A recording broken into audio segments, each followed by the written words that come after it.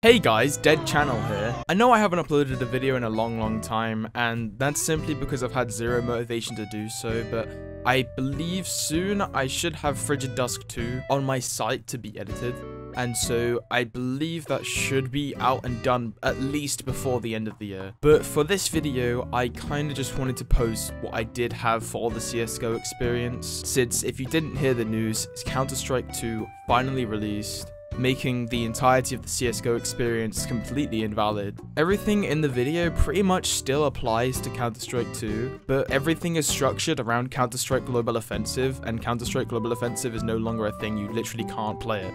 This would go on my second channel, but if it went on my second channel, then I'm pretty sure no one would watch it, so that's why I'm posting it here.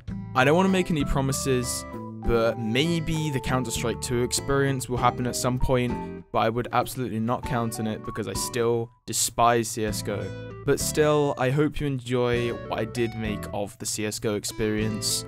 It was a blast to make while I still did. Unfortunately, the lack of footage really screwed me over when it came to making the video, and I did not feel like going out to get more footage. So yeah, I hope you enjoy. Counter-Strike Global Offensive, developed by Valve Incorporated, is a first-person shooter that pits two teams against each other, terrorists and counter-terrorists. Seems pretty simple, right? But what if I were to teach you everything you would ever need to know about it, including gunplay, movement, crosshair placement, and more? Well, my friends with untainted minds, let me show you the CSGO experience.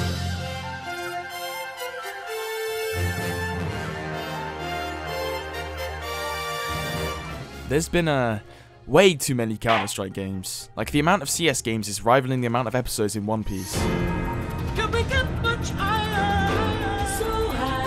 Counter-Strike, Condition Zero, CS Source, Neo, Nexon, Global Offensive, and soon Counter-Strike 2. It being called this despite it being the 8th game in the series? I won't go too deep into the history of the series because it's not quite what this video is about, but a brief summary is what I'll give. Counter-Strike was originally created as a mod for Half-Life by two developers, released on June 19th, 1999. The mod's success quickly gained traction and developed a devoted player base.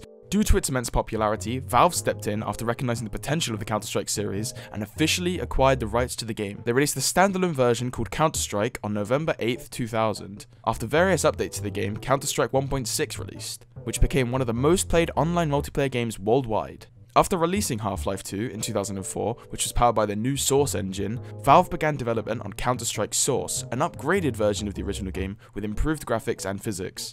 On August 21st, 2012, Valve launched the current latest installment in the series, Counter-Strike Global Offensive, or CSGO. It featured updated graphics, new maps, gameplay mechanics, and various other improvements. CSGO soon became the most popular and competitive iteration of the game, as well as the most played game on Steam to this day. Speaking of Global Offensive, as soon as you boot up Global Offensive Counter-Strike, you will be greeted by many things. Oh my god, what the f*** is this? What the hell is a Prime account? Trust me, all will be explained in due time.